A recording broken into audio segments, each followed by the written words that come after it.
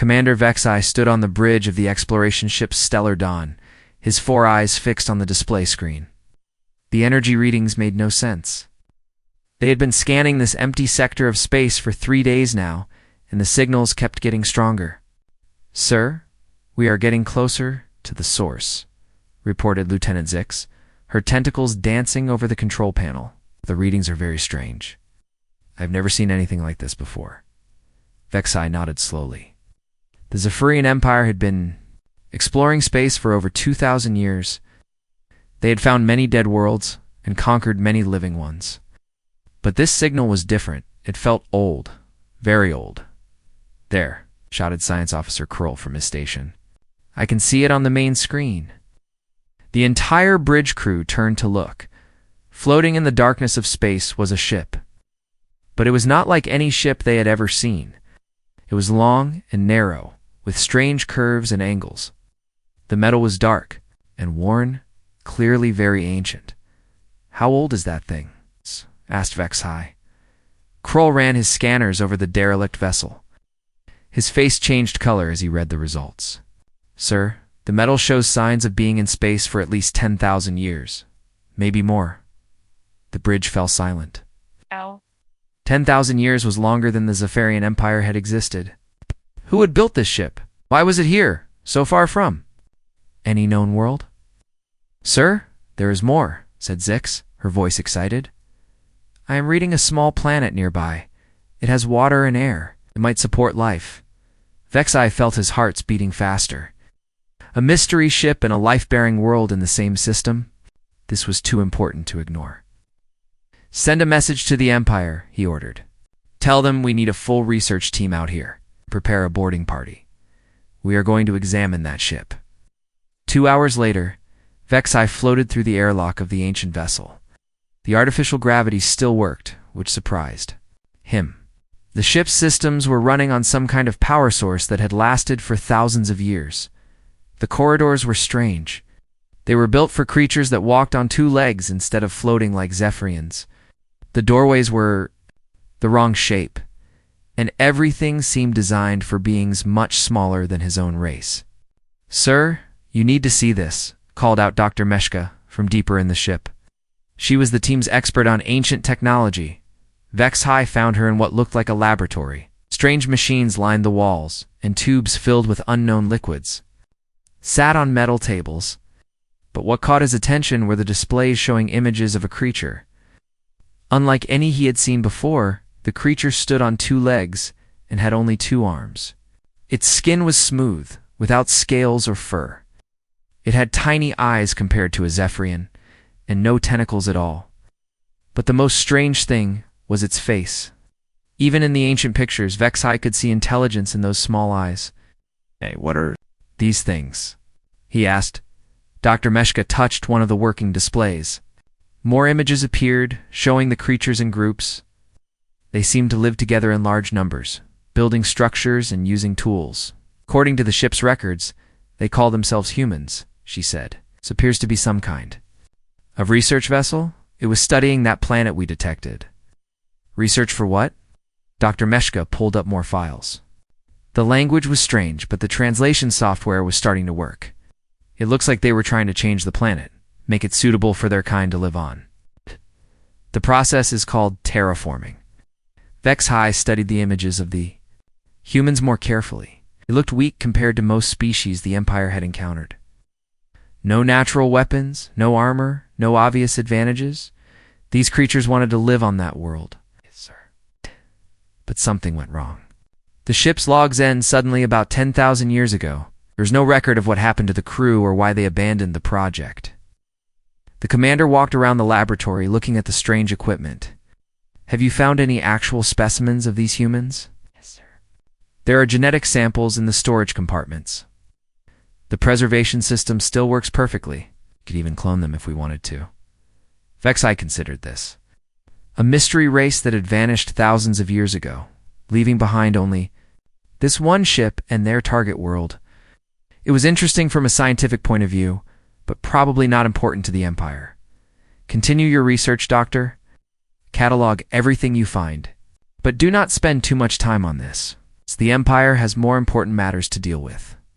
What about the planet, sir? Should we examine it as well? Vexai looked at the images of the humans one more time. Such small, weak-looking creatures. Whatever they had been trying to do on that world, they had clearly failed. Otherwise, why would their ship be drifting empty in space? Send a survey team to scan the planet from orbit, he decided, but do not waste resources on a detailed exploration. If these humans had succeeded, we would see signs of civilization. Since we do not, the world is probably empty or inhabited, only by primitive life forms. Dr. Meshka nodded and returned to her work. Vexai left the laboratory and made his way back to his own ship. He had a report to write for the Empire's leadership. Another dead end in the vast emptiness of space. Another failed species that had not been strong enough to survive. He never looked back at the small blue-green world that hung silently in the darkness. If he had, he might have noticed the faint lights on the night side of the planet. That moved in patterns. Lights that suggested intelligence. Lights that showed the humans had not failed at all. Dr. Sarah Chen was working late in her laboratory at the International Space Research Center when the alarms started blaring. She looked up from her microscope, confused. The emergency lights were flashing red across the entire building. Staff report to the main conference room immediately, announced the voice over the speakers. This is not a drill. Sarah hurried down the hallway with dozens of other scientists and researchers. Everyone looked worried and confused. Emergency meetings at midnight were not normal, even for a place that monitored space 24 hours. A day Director Johnson stood at the front of the room, his face pale and serious. Behind him, a large screen showed what looked like a photograph taken through a telescope. Sarah could see several dark shapes against the stars. Ladies and gentlemen, Director Johnson began, 3 hours ago, our deep space telescopes detected multiple objects entering our solar system. These objects are not natural, they are ships. The room erupted in whispers and gasps. Sarah felt her heart beating faster. After decades of searching for signs of alien life, they had finally found it. Or rather, it had found them. The ships are large, Johnson continued. It's much larger than anything we have ever built.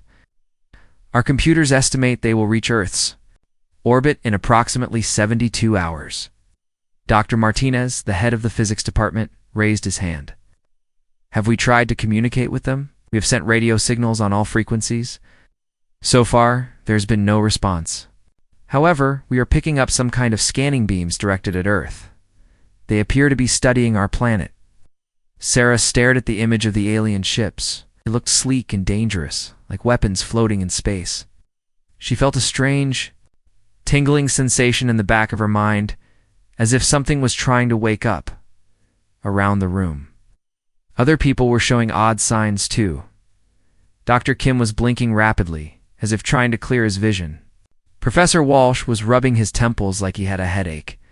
Sarah noticed that everyone seemed restless, shifting in their seats and looking around nervously. Sir, asked Dr. Peterson from the back of the room, what are our governments doing about this?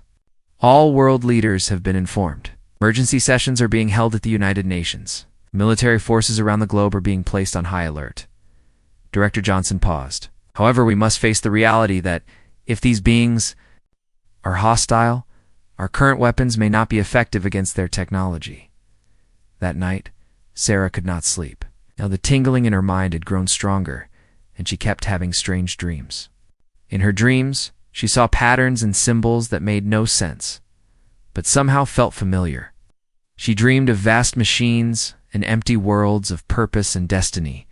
She was not alone. Around the world, humans were experiencing the same thing. Children woke up crying about nightmares they could not explain.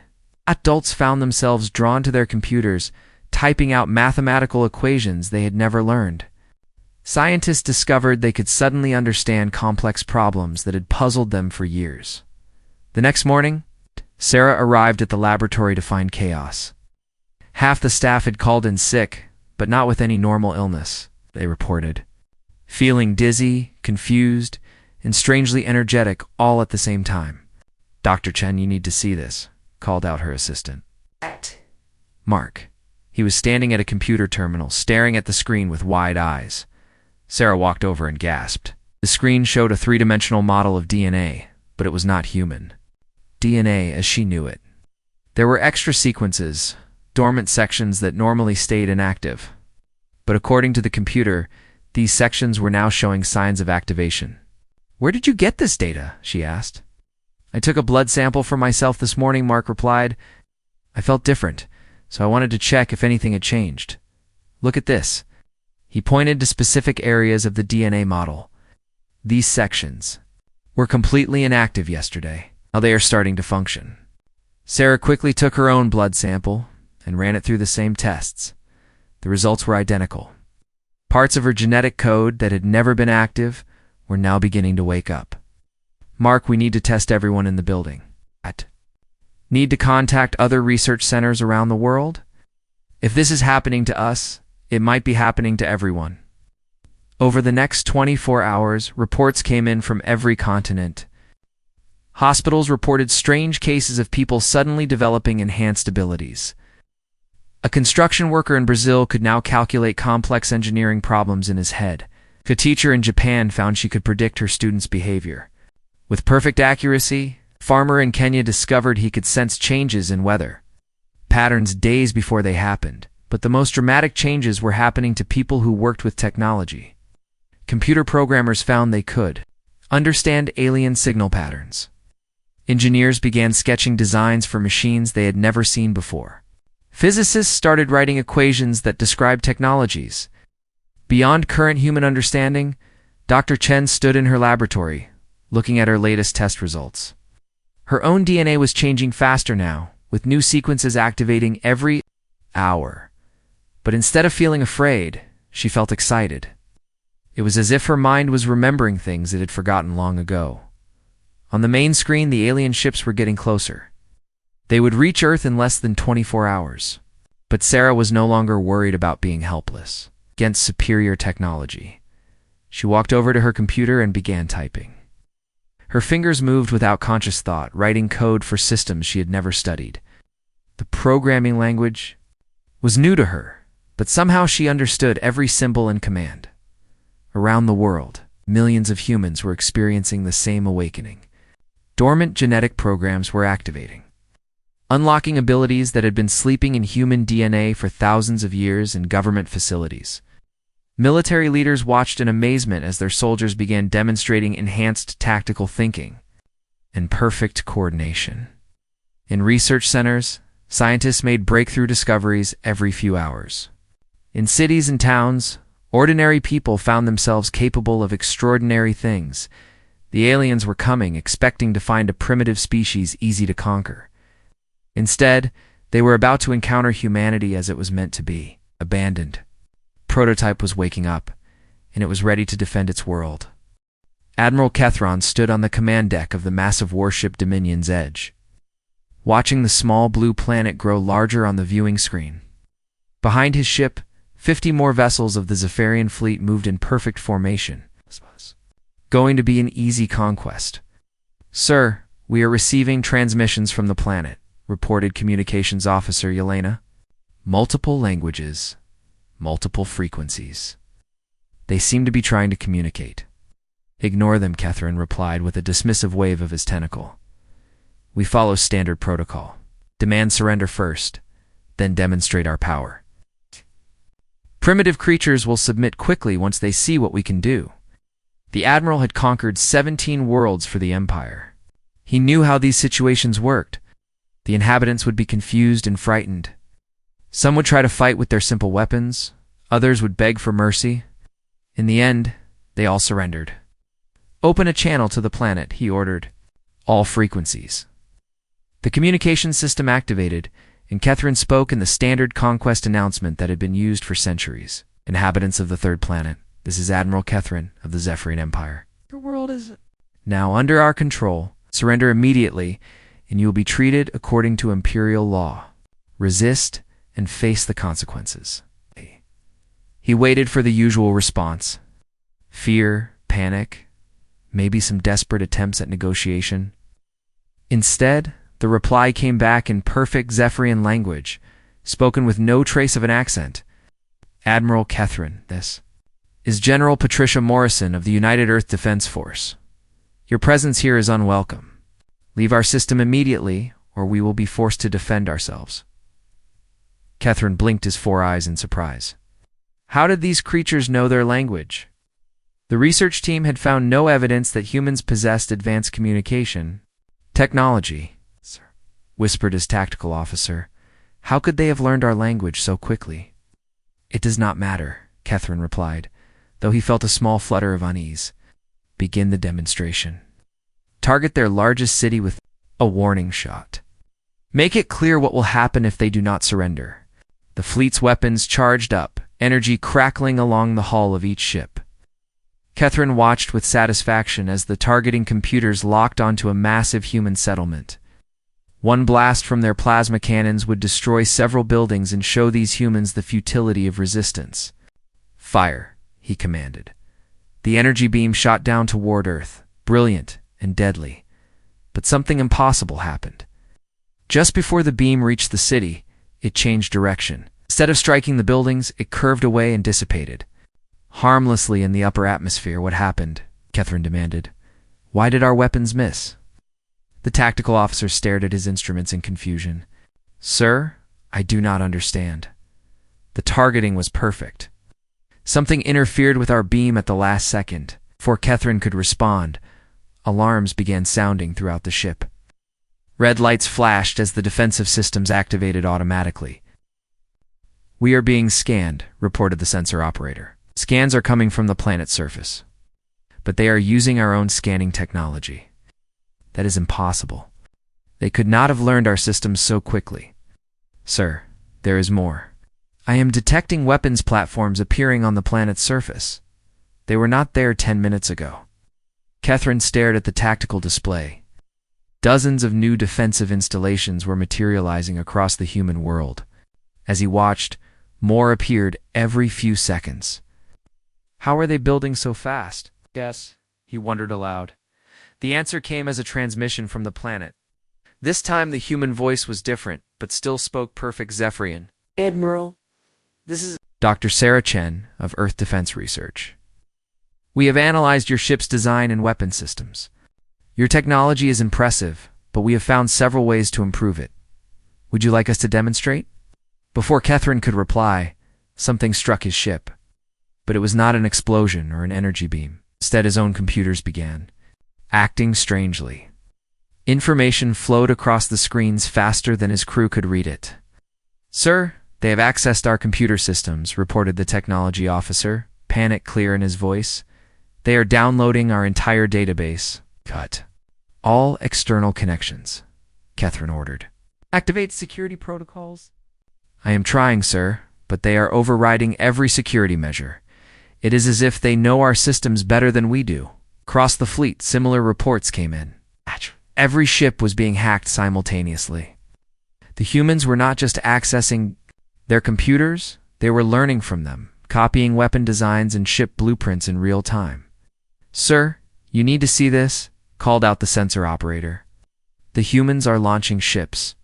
On the main screen, small craft were rising from Earth's surface. But these were not the primitive rockets the research team had described. These ships moved with the same advanced propulsion systems as the Zephyrian fleet. Some even looked like modified versions of Zephyrian designs. How is this possible? Catherine asked. Our research showed they barely had the ability to leave their own atmosphere. Sir, incoming transmission from the planet. This time, the human speaker was a military. Officer Admiral Catherine, this is Colonel James Rodriguez. Thank you for the technology upgrades. Our engineers have made several improvements to your ship designs. The new versions are approximately 30% more efficient. As if to prove his point, the human ships approaching the fleet moved faster than any Zephyrian vessel. Danced between the Imperial ships with impossible grace, never coming close enough to be targeted effectively. All ships, open fire, Catherine ordered. Destroy those human craft. The fleet responded, filling space with deadly energy beams and explosive projectiles. But the human ships seemed to know where every shot would be before it was fired. They moved in perfect coordination, dodging attacks that should have been impossible to avoid. Worse, some of the human ships were firing back, and their weapons were more powerful than anything in the Zephyrian arsenal. Sir, the humans are using our own weapon designs, but they have made them stronger, reported the weapons officer.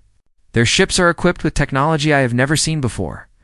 One of the Zephyrian ships, the cruiser Swift Strike, suddenly stopped responding to communications. On the tactical display, Catherine could see that it was still intact, but it was no longer moving. "This is Captain Williams of the human vessel New Frontier," came a new transmission. "We have disabled the ship Swift Strike without harming the crew. Their weapons and engines are now under our control.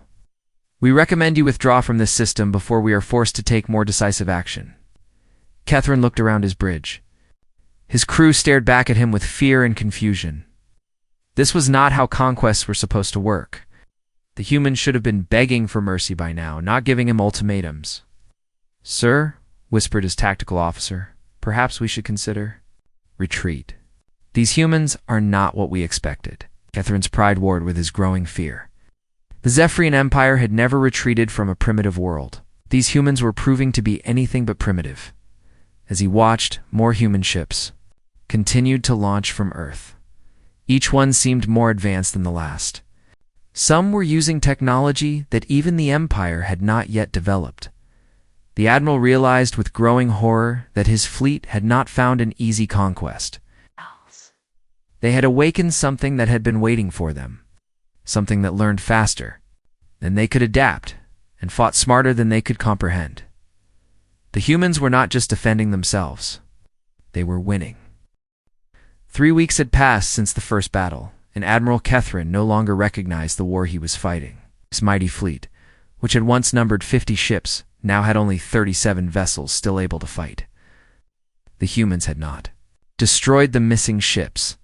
Something far worse had happened. They had taken them. "Sir, we are receiving another surrender demand from the humans," reported Communications Officer Yelena, her voice tired and defeated. Catherine no longer bothered to respond to such messages. The humans sent them every few hours, always imperfect. Zephyrian language, always polite and always completely confident. It was as if they knew exactly what the Empire's next move would be. "Sir," called out Science Officer Trellin from his station, "I have completed the analysis of the human prisoners we captured yesterday." Catherine turned his attention to the scientist. They had managed to capture 3 humans during a failed ground assault on one of Earth's smaller continents. Perhaps studying them would finally provide answers about their impossible abilities. "What did you find?" Trellin's skin color changed to a pale blue, which indicated deep confusion among Zephyrians. "Sir, these humans are not what we thought they were. Their genetic structure is unlike anything we have seen before." "Explain." "Their DNA contains massive amounts of dormant code, sections that should not be active in any normal species. But in these humans, approximately 40% of this hidden code is now functioning." Catherine felt his heart skip a beat. Functioning how? The active sections appeared to be enhancement protocols. They increase brain function, improve physical coordination, and most importantly, they allow rapid adaptation to new technology. Trellin paused, his color growing even paler. "Sir, I believe these humans were designed. Designed by whom? Unknown. But whoever created them built them to be the perfect adaptive species. They can learn any technology, master any environment, and coordinate with each other in ways that seem almost telepathic." Before Catherine could respond, alarms began sounding throughout the ship. Tactical displays showed dozens of new contacts approaching from Earth.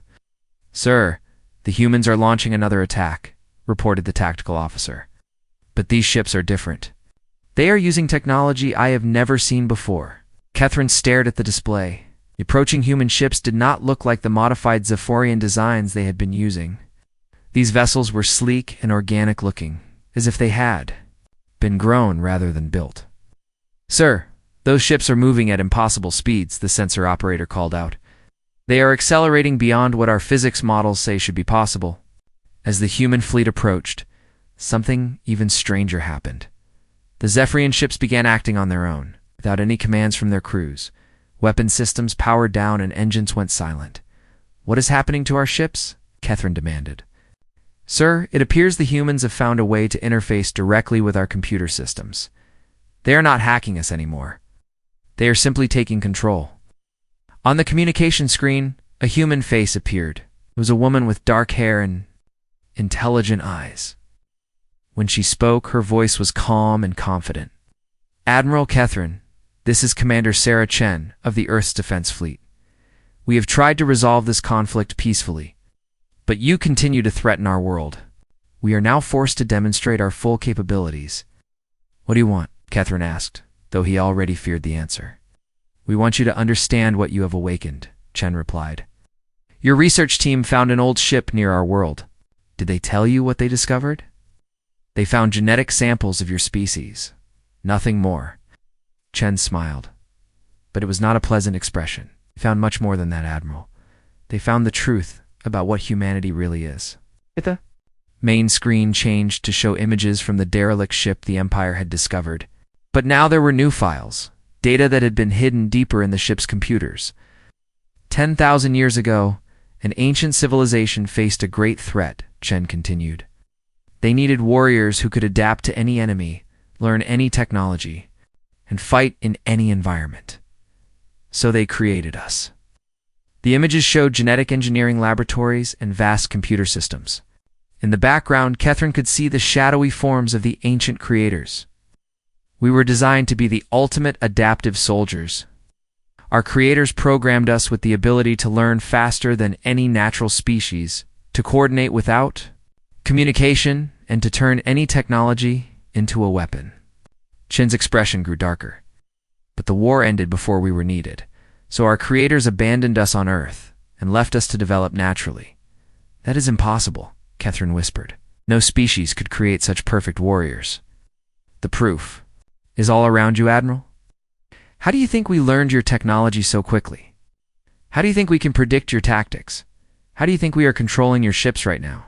As if to emphasize her point, more Zephyrian vessels began. Shutting down? Their crews could only watch helplessly as their own ships stopped responding to commands. Your attack on our world awakened the programming our creators left sleeping in our genes.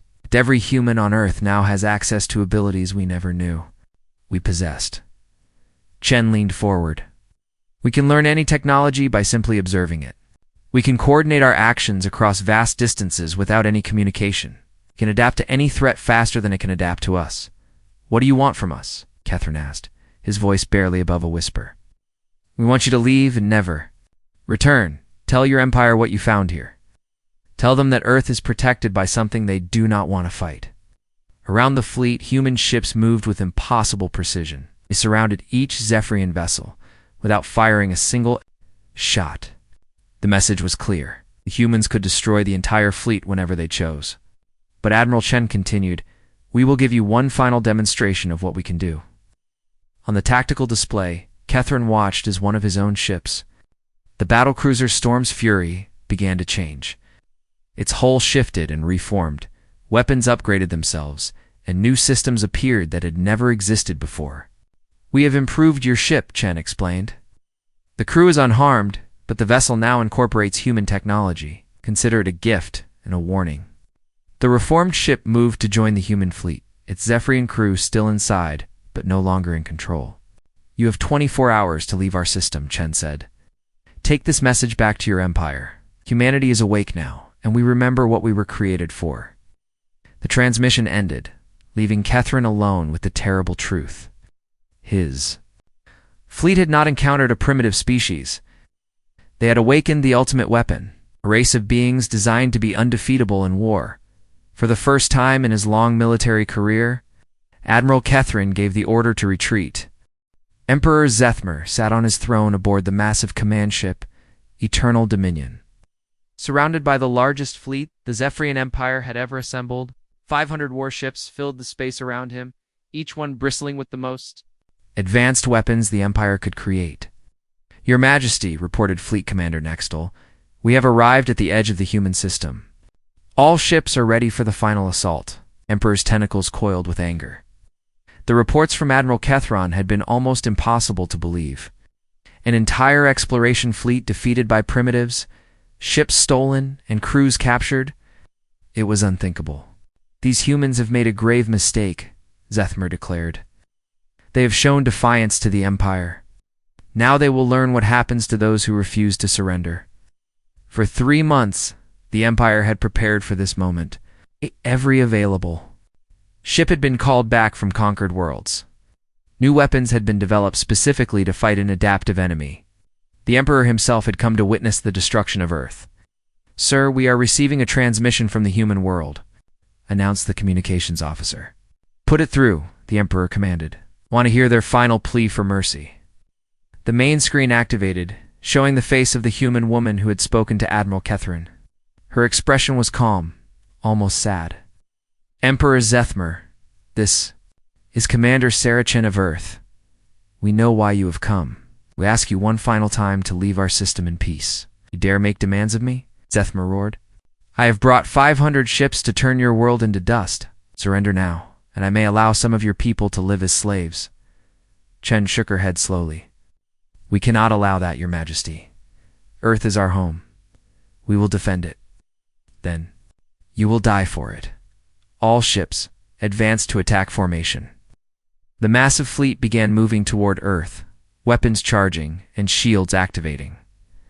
The Emperor smiled with satisfaction.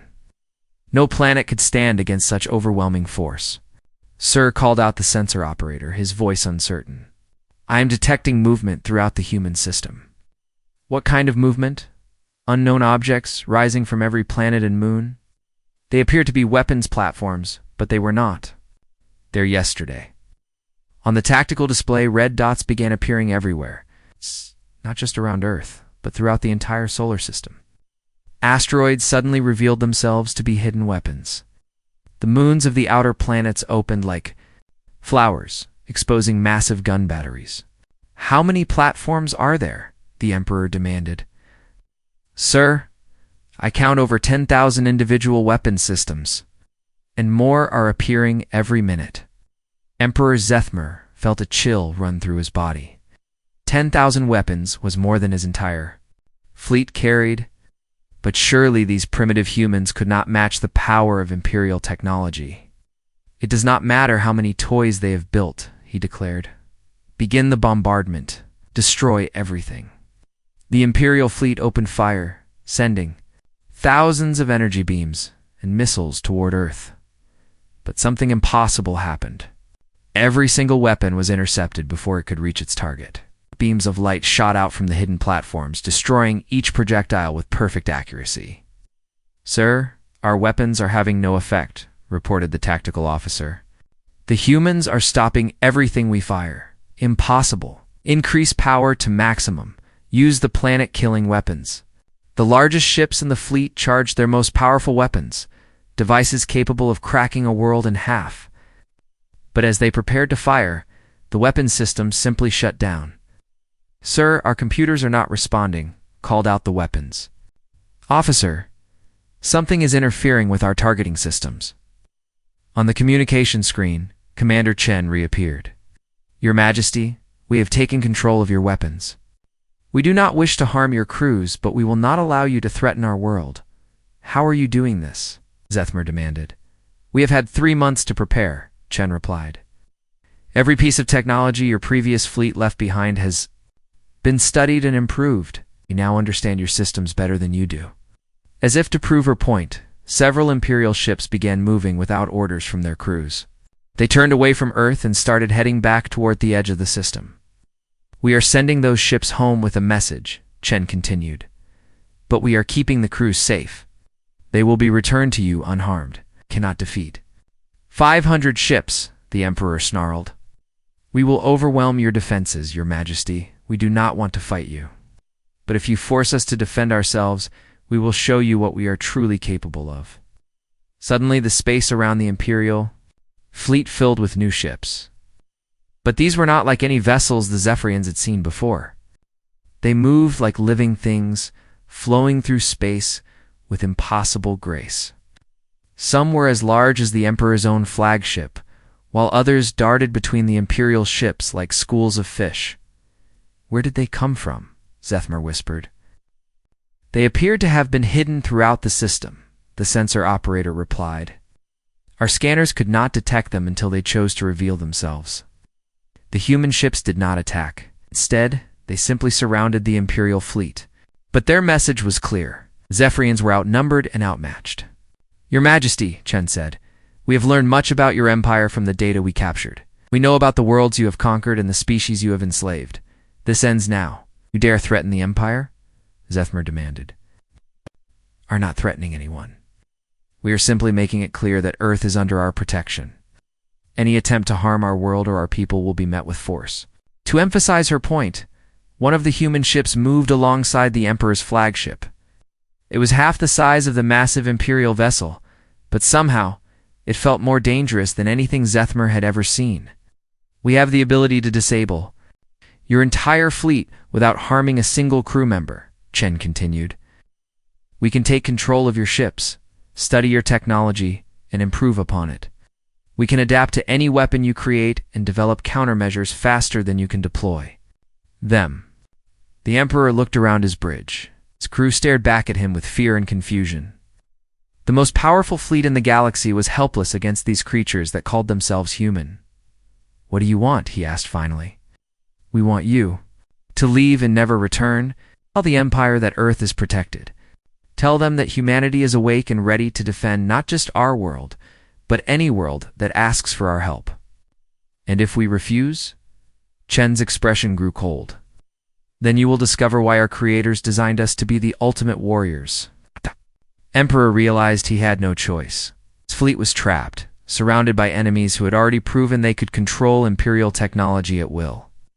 For the first time in the history of the Zephyrian Empire, he gave the order that no emperor had ever given before. All ships, retreat. We are returning to Imperial space. As the broken fleet limped away from Earth, Emperor Zethmer sent a message to every world in the Empire. The blue planet was to be marked as forbidden territory. No Imperial ship was ever to approach that system again. Behind them, the humans watched in silence. The abandoned prototype had awakened, and the galaxy would never be the same. Earth was no longer a forgotten world on the edge of space. It was now the home of humanity. The ultimate adaptive species, ready to take their place among the stars.